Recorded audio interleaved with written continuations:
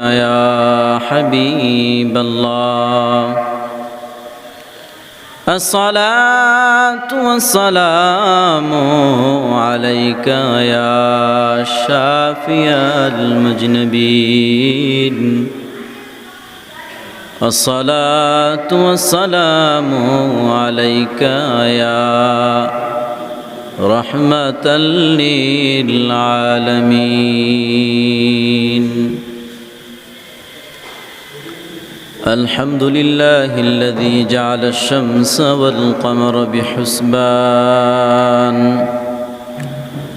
والنجم والشجر يسجدان وفضل زمانا على زمان كما فضل مكانا على مكان وإنسانا على إنسان ونشهد أن لا إله إلا الله وحده لا شريك له لا ضد له ولا ند له ولا مثل له ونشهد أن سيدنا وسندنا وحبيبنا وحبيب طبيب قلوبنا ومولانا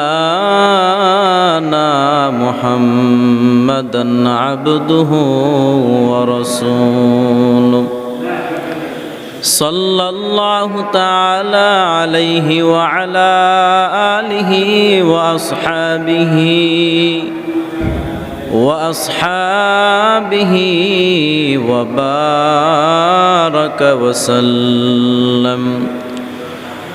وبارك وسلم تسليما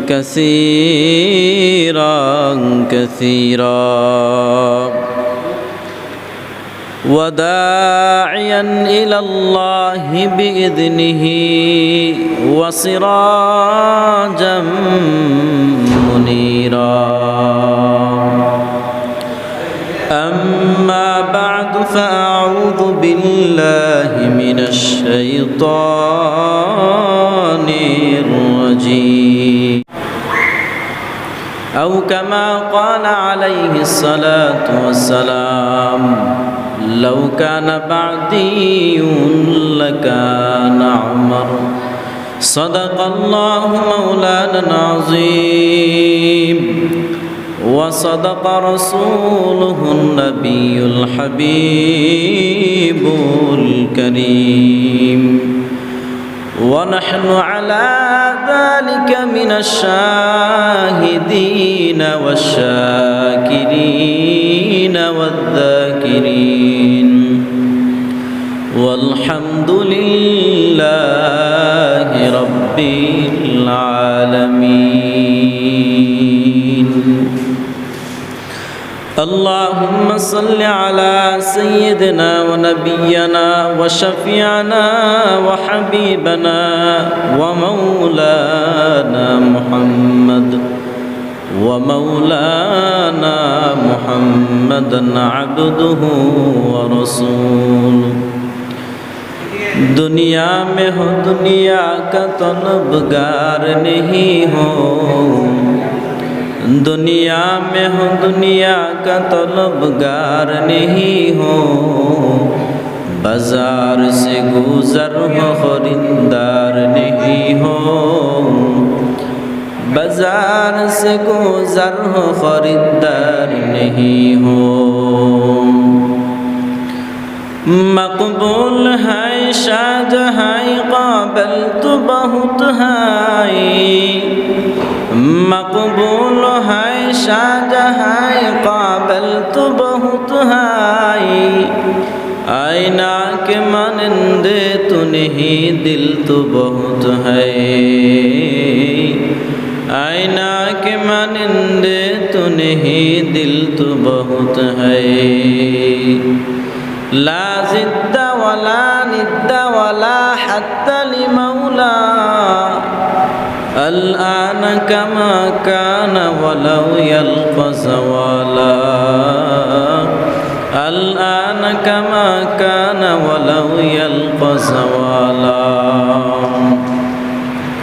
إن الله وملائكته يصلون على النبي يا أيها الذين آمنوا صلوا عليه وسلموا تسليما يا اللهم صل على سيدنا مولانا محمد وعلى آل سيدنا مولانا محمد দিবানিশি মন রে আমার আর দিও না যন্ত্রণা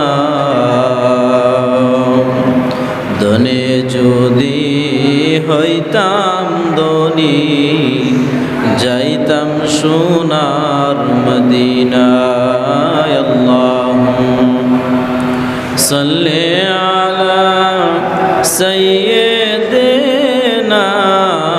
মাওলানা মুহাম্মদ ওয়া আলা আলি সাইয়্যিদিনা মাওলানা মুহাম্মদ লা ইলাহা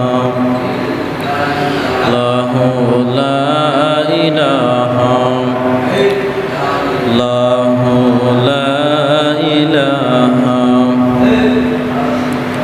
হাসবি রাব্বি জাল্লাল্লাহ মা ফি কলবি গায়রুল্লাহ নূর মুহাম্মদ সাল্লাল্লাহু লা ইলাহা ইল্লাল্লাহ লা ইলাহা ইল্লাল্লাহু লা ইলাহা ইল্লাল্লাহু লা ইলাহা ইল্লাল্লাহ হে বহু দূরে মদিনা আমরা কেমনে যাব জানি না হায় হায় বহু দূরে মদিনা আমরা কেমনে যাব জানি না আরে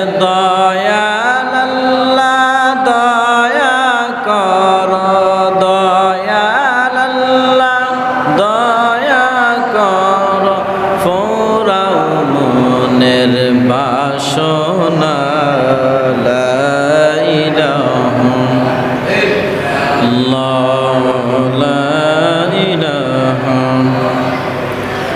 লা ইলাহা ইল্লাল্লাহ মুহাম্মাদুর রাসূলুল্লাহ সাল্লাল্লাহু আলাইহি ওয়া আলিহি ওয়াসাল্লাম। আলহামদুলিল্লাহ, আল্লাহ পাকের দরবারে লাখো কোটি শুকরিয়া যে মহান রব্বুল আলামিন মাগরিবের নামাজের পর তিনার ঘর মসজিদে বসে দিনী আলোচনা আমাকে করার এবং আপনাদেরকে শ্রবণ করার আল্লাহ তাআলা সেই ব্যবস্থা এবং তৌফিক দান করেছেন। এই জন্য সকলে মুসলমান হিসেবে কালিমাত শুকর আদায় করি আলহামদুলিল্লাহ।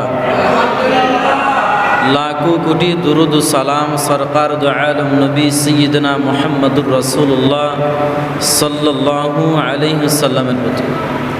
সম্মানিত হাজরিন, আমি আপনাদের সামনে যে আয়াত কারিমে তেলাওয়াত করেছি সূরাতুল লুকমানের, এই আয়াতকে সামনে রেখে আমাকে কিছু বলার এবং আপনাদেরকে শ্রবণ করার সেই তৌফিক দান করুন সকল বলুন আমিন। অল্প কথা, আমলি কথা, যেই কথার উপর আমাকেও এবং আপনাদেরকেও শ্রবণ করে আমল করার তৌফিক দান করুন সকল বলুন আমিন। ووصينا الإنسان بوالديه حملته أمه وهنا على وهن وفصال হাকিম লুকমান তার সন্তানকে উপদেশ দেয়। হাকিম লুকমান তার সন্তানকে উপদেশ দেয় যে সন্তান, তুমি পিতা মাতার উপর তোমার জীবনের প্রতিজ্ঞা বানাও, যেন তোমার জীবনের, আমি হাকিম বলতেছি, তোমার জীবনে এরকম একটি প্রতিজ্ঞা বানাও যেন তোমার দ্বারা কখনো তোমার মা বাপ যেন কষ্ট না। আমরা এখানে অনেক মানুষ আছি যে অনেকের মা আছে, বাপ আছে, আছে না? কার কার মা বাপ আছে হাত তোলেন তো। আপনার এবং আমার জীবনের মধ্যে একটা প্রতিজ্ঞা হবে যেন আপনার এবং আমার ব্যবহারের দ্বারা মা বাপ কখনো কষ্ট না পায়। আপনার, এটা আমার জীবনের প্রতিজ্ঞা হবে।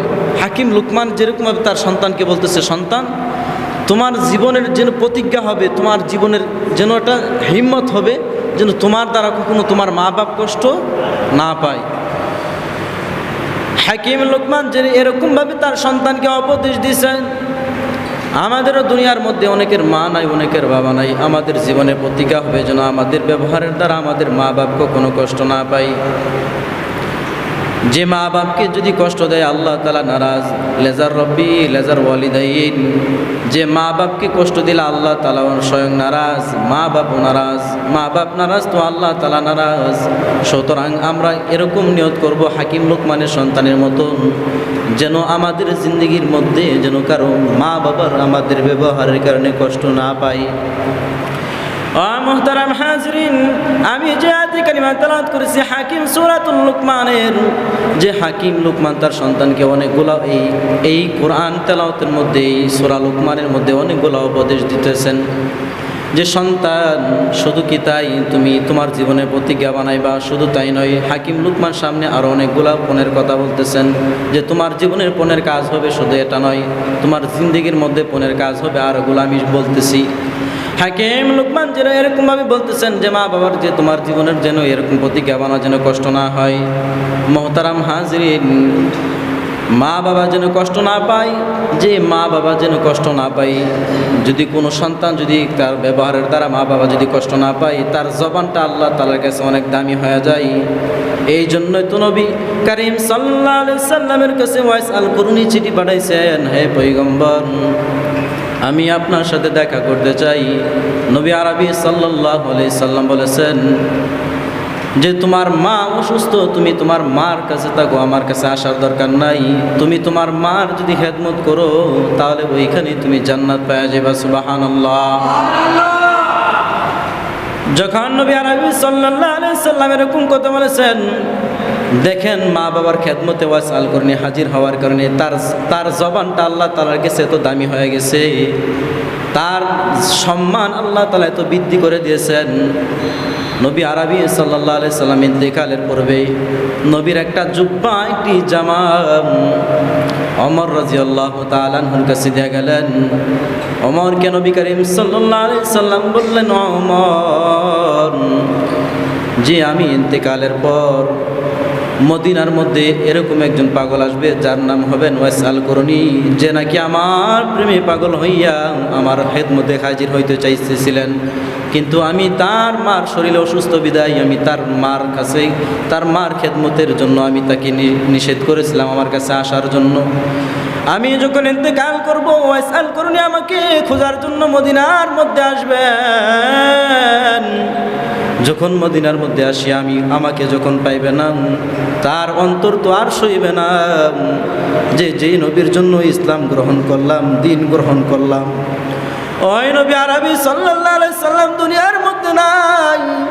ওই সাল করুনি এরকম যেন এই বিষয়টা সহ্য করতে পারবে না নবী, এই কারণে ওমরকে বলেছেন, ওমর, আমার এই জুব্বাটা ওই সাল করুনিকে হাদিয়া হিসেবে দিয়া দিবা। সুবহানাল্লাহ। এরকম ভাবে যখন বলেছেন যে আমার আরেকটা নসিহত, আমি যখন ইন্তেকাল করবো ওয়াইসাল করুনি আসার পর এই জুব্বাটা দিবা, তারপর তুমি ওয়াইসাল করুনি থেকে তুমি ওমর দোয়া নিবা। আল্লাহু আকবার। দেখেন ওমরের মতন একজন লোক, ওমরের মতন একজন বান্দা, এত বড় দামি সাহাবী, ওয়াইসাল করুনি থেকে ওমরের দোয়া নিতে নবী করিম সাল্লাল্লাহু আলাইহি সাল্লাম কেন বলেছেন? যে ওয়াইসাল করনি দেখেন মার খেদমত করার কারণে তার জবানটা আল্লাহ তাআলা গেছে এত দামি হয়ে গেছে, তার সম্মান আল্লাহ তাআলা এত বিলম্ব করে দিয়েছেন যে ওমরের মতন একজন লোককে, ওমরের মতন এত একটা দামি লোকের কাছে, ওমরের মতো এত দামি একজন মানুষের মতন ওয়াইসাল করনি থেকে দোয়া নেওয়ার জন্য নবী বলেন। শুধু কি তাই, নবী করিম সাল্লাল্লাহু আলাইহি সাল্লাম বলেন যে ওমরের ব্যাপারে, যে ওমর এত দামি একজন মানুষ, লাউ ওমরের ব্যাপারে নবী করিম সাল্লাল্লাহু আলাইহি সাল্লাম বলেন লাউ কানা বাদিউন লাকানা ওমর, যে আমার পরে যদি আল্লাহ তাআলা দুনিয়ার মধ্যে কোনো মানুষ নবী হিসেবে পাঠাইতো তাহলে স্বয়ং ওমরকে আল্লাহ তাআলা নবুয়ত হিসেবে, নবী হিসেবে দুনিয়ার মধ্যে পাঠাইতেন। নবী করিম সাল্লাল্লাহু আলাইহি সাল্লাম ওমর সম্পর্কে বলেন ওমর তো ওমর, ওমর তো ওমর, ওমরের দাম অনেক আল্লাহ তাআলার কাছে বেশি। ইসলাম সে তো পরশমণি, তারে কে পেয়েছে খুঁজি, পরশে তাহার শোনা হলো যারা তাদের এই মোরা বুঝি। বলেছেন হযরত রাসূল শেষ পয়গম্বর, আমার পরে যদি নবী হতো হতো ঠিক সে ওমর। অর্ধ পৃথিবী শাসন করেছেন, অর্ধ পৃথিবী শাসন করেছেন দুলির তক্তে বসি, খেজুরের পাতার পাশা তাহার বারে বারে গেছে খুশি। শুধু আঙ্গুল হেলনে শাসন করিতেন, এ জগতের দিয়েছিলেন ফেলি, মুহাম্মদের চরণে চরণশীল সেই হলো ওমর। যে ওমরের ব্যাপারে নবী করিম সাল্লাল্লাহু আলাইহি সাল্লাম বলেছেন লাউ কানা বাদিউন লাকানা ওমর, যদি আল্লাহ তাআলা দুনিয়ার মধ্যে আমার পরে যদি কোনো নবুয়ত থাকতো, নবী পাঠাইতো, আল্লাহ তাআলা ওমরকে নবী হিসেবে দুনিয়ার মধ্যে পাঠাইতো। সুবহানাল্লাহ। দেখেন এরকম একজন ওমর, যে ওমর তো ওমর, ওমরের মতন দামি মানুষ, যিনি নাকি মসজিদের মিম্বরের মধ্যে বসিয়া তিনি হলেন আধ্যাত্মিক জগতের একজন সম্রাট। যে ওমর একজন এত দামি মানুষ, তিনি মসজিদের মিম্বরের মধ্যে দাঁড়ায় দেখলেন যে যুদ্ধের ময়দানে সারিয়াকে বলতেছেন, যুদ্ধের ময়দানে শত্রুদেরকে দেখা দেয়, সে হলো ওমর। যিনি নাকি মসজিদের মেহরাবের মধ্যে মেম্বরের মধ্যে দাঁড়াইয়া ওই সারিয়াকে যুদ্ধের ময়দানে শত্রু দেখা দেয় যে ও সারিয়া তোমার পিছনে ওই পাহাড়ের মধ্যে দেখবা শত্রু তোমাকে আক্রমণ করার জন্য বসে আছে। এটা হলো সেই ওমর যিনি নাকি মদিনার মধ্যে কে কি স্বপ্ন দেখি তিনার কাছে এই স্বপ্নের ব্যাখ্যা হয়ে যায়। সুবহানাল্লাহ। মদিনার মধ্যে কে স্বপ্ন দেখে এটা ওমর খবর রাখেন, এটা ওমর জানেন। একবার ওমর রাদিয়াল্লাহু তাআলা আনহু তিনি দেখতেছেন যে আলী রাদিয়াল্লাহু তাআলা স্বপ্ন যোগে নবী আরবি সাল্লাল্লাহু আলাইহি সাল্লামের কাছে একজন মহিলা আসলেন, আসিয়া বলতেছেন ইয়া রাসূলুল্লাহ, যে আমার এটা হলো গাছের পহেলা খেজুর, আমি আপনার কাছে কিছুগুলা নিয়ে আসলাম, আপনি খান এবং আপনার সাহাবায়ে কেরামদেরকে আপনি দিয়ে দেন, বেটে আপনারা সকলেই মিলেমিশে খান। যখন নাকি মহিলা খেজুরগুলা দিয়ে গেলেন, একটা খেজুর আলী রাদিয়াল্লাহু তাআলা আনহুর মুখের মধ্যে নবী করিম সাল্লাল্লাহু আলাইহি সাল্লাম দিয়ে দিলেন। আর যখন নাকি মসজিদের মধ্যে বাস্তব আজান, ফজরের আজান হয়ে গেছে, আজান যখন হয়ে গেছে ঘুম থেকে উঠা দেখে আলী রাদিয়াল্লাহু তাআলা আনহুর ওই মুখের মধ্যে নবী করিম সাল্লাল্লাহু আলাইহি সাল্লাম যে একটা খেজুর দিয়েছিলেন, এই খেজুরটা ঘুম থেকে উঠিয়াও দেখি আলী রাদিয়াল্লাহু তাআলা আনহুর মুখের মধ্যে আছেন। যখন বাস্তব আজান হয়ে গেছে আলী রাদিয়াল্লাহু তাআলা জামাতে শরীক হওয়ার জন্য মসজিদের মধ্যে যায়, মসজিদের মধ্যে গিয়া দেখে ওমর রাদিয়াল্লাহু তাআলা আনহুর ইমামতিতে নামাজ শুরু হয়। আলী রাদিয়াল্লাহু তাআলা আনহু এইখানে নামাজের মধ্যে শরীক হয়ে যায়। নামাজের পর একজন মহিলা আসিয়া বললেন কে আসো? যে মহিলা কিছু খেজুর আনিয়া একজনের কাছে দিয়া বলেন কে আসো? যে ওমরের কাছে আমার খেজুরগুলা দিবা, ওমরের কাছে খেজুরগুলা দিবা, ওমর নিজে এই খেজুরগুলা খাইবেন এবং আরও যারা নাকি আছে তিনার সঙ্গী তাদেরকে খেজুরগুলা দিবেন। যে এরকমভাবে যখন মহিলা বলেছেন খেজুরগুলা ওমরের হাতে যখন দিল, ওমর রাদিয়াল্লাহু তাআলা সকলকে একটা করে খেজুর দিলেন। খেজুর দেওয়ার পর আলী রাদিয়াল্লাহু তাআলাকে একটা খেজুর দিলেন। যখন এই ঝুড়ির মধ্যে আরও অনেকগুলা খেজুর লয়ে গেছে, তখন আলী রাদিয়াল্লাহু তাআলা বলতেছেন হে ওমর, আমাকে কি আরেকটা খেজুর বেশি দেওয়া যায় না? সুবহানাল্লাহ। আলী রাদিয়াল্লাহু তাআলা আনহু বলতেছে, ওমর, এই জায়গার মধ্যে তো, এই ঝুড়ির মধ্যে তো আরো অনেকগুলা খেজুর আছে, আমাকে কি একটা বেশি খেজুর দেওয়া যায় না? তখন ওমর রাদিয়াল্লাহু তাআলা আনহু বললেন, আলী শোনো, যে স্বপ্নে আমি দেখলাম তোমাকে পয়গম্বর একটা ঘুমের মধ্যে খেজুর দিয়েছেন, তাহলে বলো আমি তোমাকে কি এরকমভাবে একটা বেশি করে খেজুর দেই? নবী যেহেতু একটা দিয়েছে, আমি ওমরও তোমাকে একটা দিলাম। সুবহানাল্লাহ। দেখেন ওমর রাদিয়াল্লাহু তাআলা আনহু কত বড় দামি একজন মানুষ। মদিনা মুনাওয়ারার মধ্যে কে কি স্বপ্ন দেখে এটাও ওমর রাদিয়াল্লাহু তাআলা আনহুর কাছে খবর হয়ে যায়। এই ওমরকে ওয়াসআল কুরআন থেকে দোয়া নিতে কেন বলেছেন? যে মা বাবার খেদমত যারা করবেন, তাদের জবান এবং তাদের শরীর আল্লাহ তাআলা এত দামি করে দেন, তারা যদি কোনো কিছু চায় আল্লাহ তাআলার কাছে, তা আল্লাহ তাআলার সাথে সাথে কবুল করে নেন।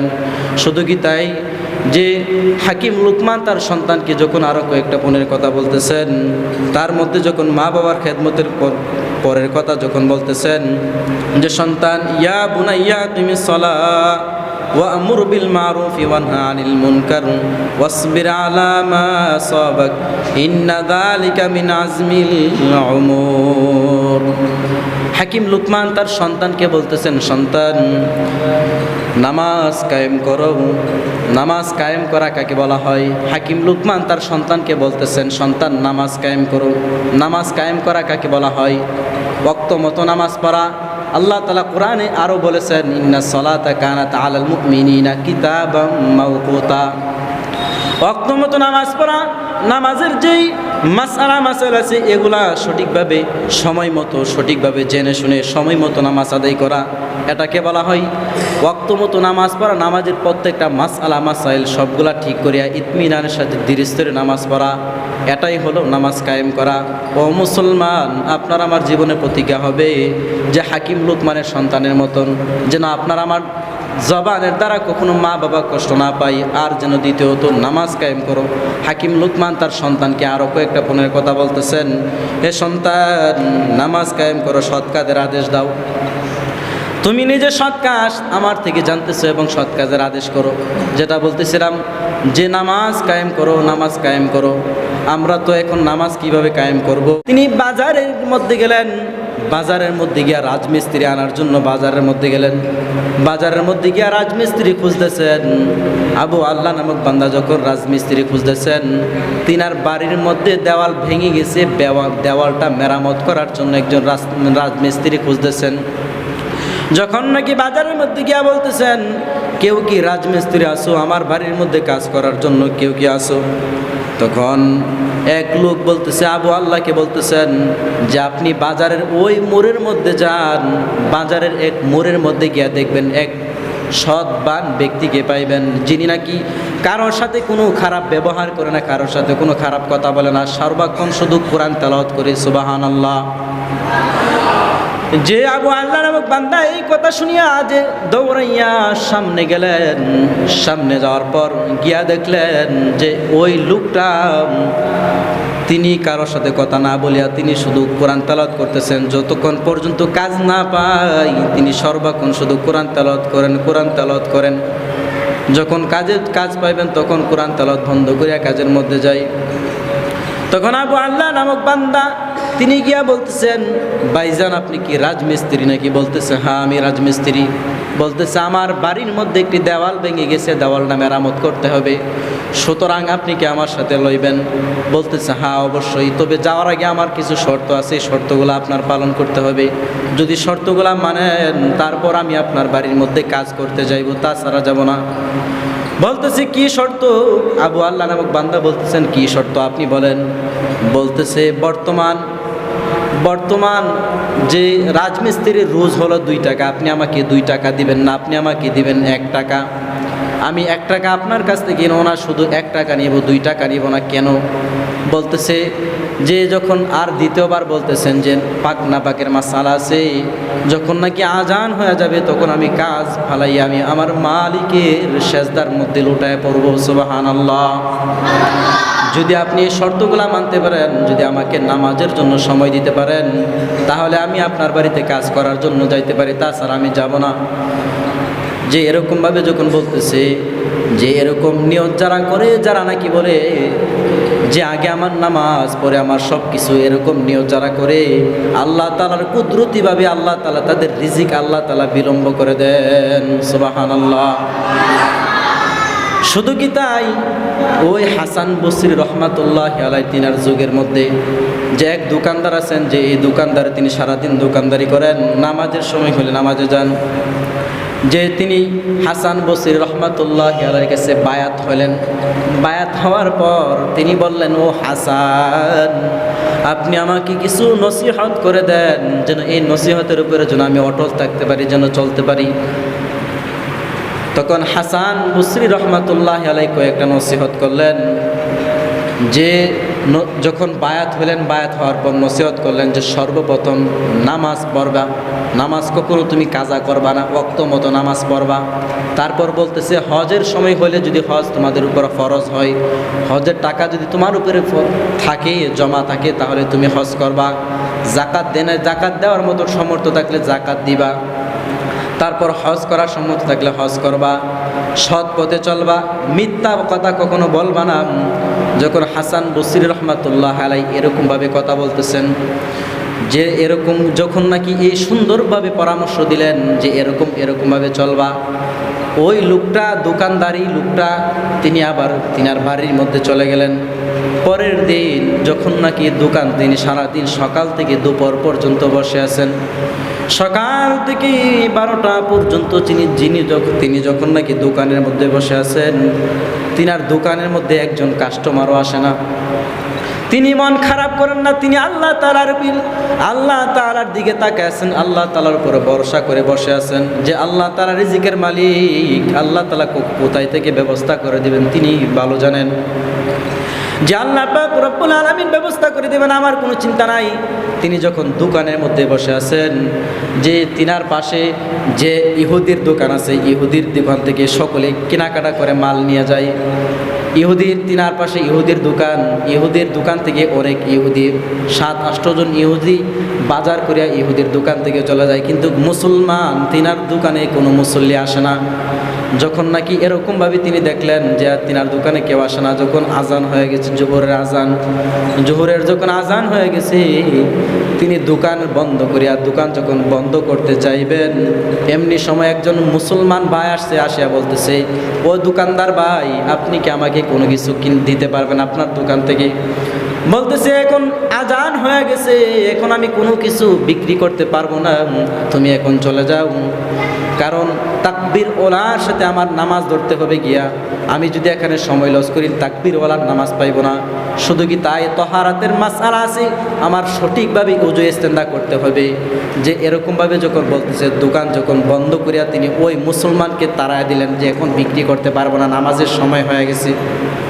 তখন তিনি দৌড়াইয়া মসজিদে যাই, মসজিদ থেকে আসিয়া দোকান যখন খুলবেন, দোকান খোলার সাথে সাথে আল্লাহ তাআলার পক্ষ থেকে মানুষ বেশি ফেরেশতা, আল্লাহ তাআলার পক্ষ থেকে শত শত হাজার হাজার ফেরেশতা আসিয়া এই মুসলমানের দোকান থেকে কেনাকাটা করে নেয়। সুবহানাল্লাহ। তখন মুসলমান লোকটা বড় অবাক। হাসান বসরি রাহমাতুল্লাহি আলাইহির কাছে এই কথা চলিয়া যায় যে যখন নাকি হাসান বসরি রাহমাতুল্লাহি আলাইহির কাছে বিকাল বেলায়, যখন নাকি হাসান বসরি রাহমাতুল্লাহি আলাইহির কাছে এই মুসলমান দোকানদার লোকটা যায়, গিয়া বলেন, হাসান বসরি রাহমাতুল্লাহি আলাইহি তিনি তো অনেক বড় আল্লাহর ওলি, তিনার তো আর বোঝার কোনো বাকি নাই।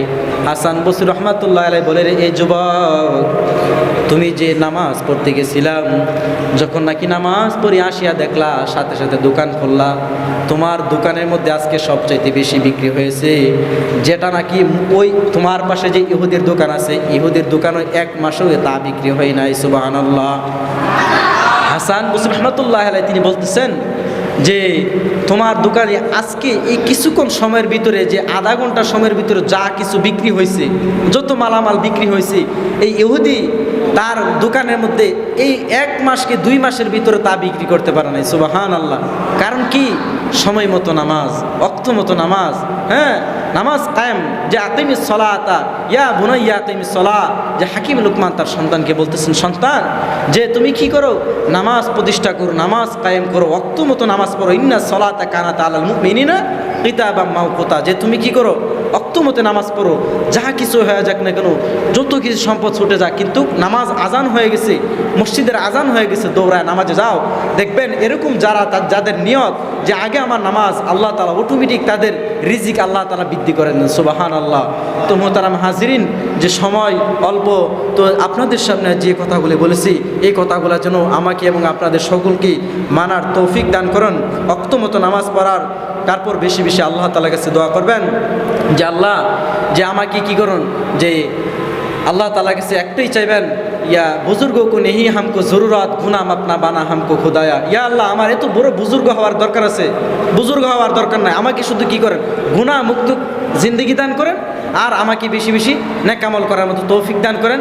যে এটাই মূল কথা, যে বুজুর্গ কো নেহি হামকো জরুরত গুনাম আপনা বানা হামকো খুদায়া, আল্লাহ আপনি আমার জিন্দেগিটা সাজায় দেন, গুনাহমুক্ত দান করেন, আমার এত বড় বুজুর্গ হওয়ার দরকার নাই, শুধু আমাকে গুনাহমুক্ত জিন্দেগি দান করেন।